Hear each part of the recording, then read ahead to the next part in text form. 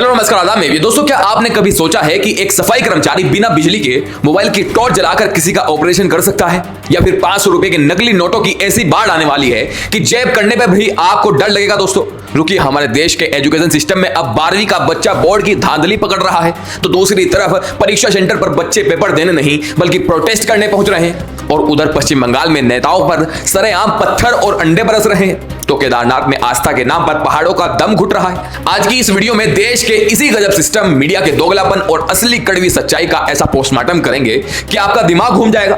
तो वीडियो को एंड तक देखिएगा दोस्तों। तो कहानी की शुरुआत करते हैं लोकतंत्र के चौथे स्तंभ से, जो आजकल खुद स्तंभ नहीं बल्कि किसी की गोदी में बैठा हुआ झूला लग रहा है। हाल ही में टीवी एंकर अंजनाओं कश्यप जी को अचानक देश के भविष्य की चिंता सताने लगी। उन्होंने यूट्यूब के स्टार टीचर जैसे खान सर पर निशाना साधते हुए कहा कि ये लोग ड्रामेटिक वीडियो बनाकर फॉलोअर्स और बच्चों से पैसे कमाते हैं, इनके पास कोई असली एक्सपर्टीज नहीं होती। यूट्यूब वाले स्टार टीचर्स जिनको कुछ जानना ना कौड़ी, कभी ब्लैक बोर्ड लेकर कुछ एक्सप्लेनर बनाते हैं, खाली व्यूज बटोरते हैं, उटपटांग ग्रैब्स लिखते हैं और उसके बाद से अपने आप को इतना महारथी समझने लगते हैं कि कुछ लोग उनको फॉलो करने लगते हैं और उसके दम पर फिर वो पैसे वसूलते हैं। वाह भाई वाह, मतलब जिन्होंने लाखों गरीब बच्चों को 200 रुपए में पढ़ा दिया वो गुनाहगार है। चलिए दूसरों को ज्ञान देने से पहले जरा खुद के गिरेबान में झांक कर देख लेते हैं। वर्ल्ड प्रेस फ्रीडम इंडेक्स में हमारा मीडिया खुद 157वें नंबर पर रैंक रहा है, लेकिन लेक्चर दूसरों को देना है। सच्चाई तो यह है कि हमारा मेन स्ट्रीम मीडिया खुद एक छन्नी की तरह हो चुका है, जिसमें 72 छेद है। मतलब इतनी कमियां और लीक्स हैं कि कुछ भी फिल्टर नहीं होता। अगर इनकी नाकामियों की लिस्ट बनाने बैठे तो पूरा महाभारत लिखा जाए। चलिए एक एक करके इनकी पोल खोलते हैं। सुबह से शाम तक बिना किसी रिसर्च के ये लोग फेक न्यूज परोसते हैं। याद है ना 2000 रुपए के नोट में नैनो चिप वाली अफवाह? वो इसरो का सैटेलाइट नहीं ढूंढ पाया जो हमारे मीडिया ने ढूंढ निकाला था। टीआरपी के लिए ये लोग किसी का भी कैरेक्टर असैसिनेशन कर देते हैं, भावनाओं का सौदा करते हैं और बाद में धीरे से सॉरी बोल देते हैं। सुशांत सिंह राजपूत केस में उनके पिता की नकली व्हाट्सएप चैट वायरल करना कोई भूला है क्या? देश की जीडीपी और आर्थिक आंकड़ों को लेकर जनता को ऐसा गलत और भ्रामक जानकारी देते हैं कि इकोनॉमिस्ट भी अपना सिर पकड़कर बैठ जाए। ये लोग हिस्टोरिकल फैक्ट्स को भी ऐसे मरोड़ते हैं कि इतिहास खुद शर्मा जाए। याद करिए, आजादी के वक्त मुस्लिमों की आबादी को लेकर इन्होंने 4 करोड़ और 92 लाख वाला कैसा गलत नंबर चलाकर प्रोपेगेंडा चलाया था।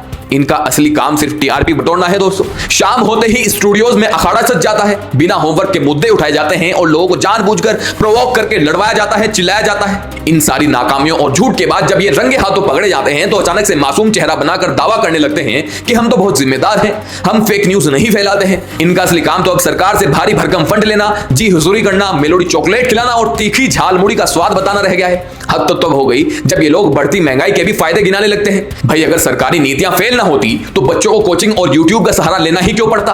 लेकिन सरकार से सवाल पूछने में इन्हें डर लग जाता है। जब सरकारी सिस्टम फेल होता है तो उसका असर सीधा ग्राउंड लेवल पर दिखता है दोस्तों, जैसे हमारे देश के वर्ल्ड क्लास अस्पतालों में। चलिए आपको लेकर चलते हैं उत्तर प्रदेश के हमीरपुर। वहां एक सरकारी अस्पताल का वीडियो सोशल मीडिया पर वायरल हुआ। अस्पताल में बिजली गुल थी। अब आप सोचेंगे कि जनरेटर होगा। जी नहीं, बिल्कुल नहीं। वहां एक मरीज का प्रोसीजर चल रहा था और डॉक्टर साहब कौन थे? अस्पताल के एक सफाई कर्मचारी, जिन्हें लोग प्यार से डॉक्टर पप्पू कह रहे हैं। और सुनिए, उनके साथ एक पुलिस वाले भाई साहब खड़े होकर अपने मोबाइल फोन की टॉर्च से रोशनी दिखा रहे हैं दोस्तों, ताकि डॉक्टर पप्पू अपना काम ठीक से कर सके। यह है हमारा मेडिकल इंफ्रास्ट्रक्चर, जहां बिना बिजली बिना डिग्री के मोबाइल टॉर्च के भरोसे जिंदगी बचाई जा रही है। वैसे यूपी की पुलिस टॉर्च दिखाने के अलावा एक और काम बहुत तेज कर रही है, वो है सोशल मीडिया पर नजर रखना। मेरठ का एक मामला सामने आया जहां एक बुजुर्ग शख्स एहसान ने एक टीवी इंटरव्यू में मुख्यमंत्री योगी आदित्यनाथ के लिए आपत्तिजनक शब्द यानी गुंडा कह दिया। मुख्यमंत्री है, एक प्रधान मुख्यमंत्री गुंडा मुख्यमंत्री है, इसमें मुकदमा चल रहा है, इस पर बुझे। हाँ, योगी पे मोदी पे अमित शाह। वो तो महाराज महाराज कहाँ से आ गए? तो गुंडा मटके में। अरे और फिर क्या था, पुलिस ने उन्हें तुरंत धर दबोचा। इसके बाद एक वीडियो सामने आया जिसमें वो बुजुर्ग शख्स पुलिस कस्टडी में कान पकड़कर लंगड़ाते हुए चल रहे हैं। पत्रकार आरफा खानम शेरवानी ने इस पर सवाल उठाते हुए कहा कि ये लंगड़ाते हुए बुजुर्ग इस लंगड़ाते हुए लोकतंत्र की असली तस्वीर है।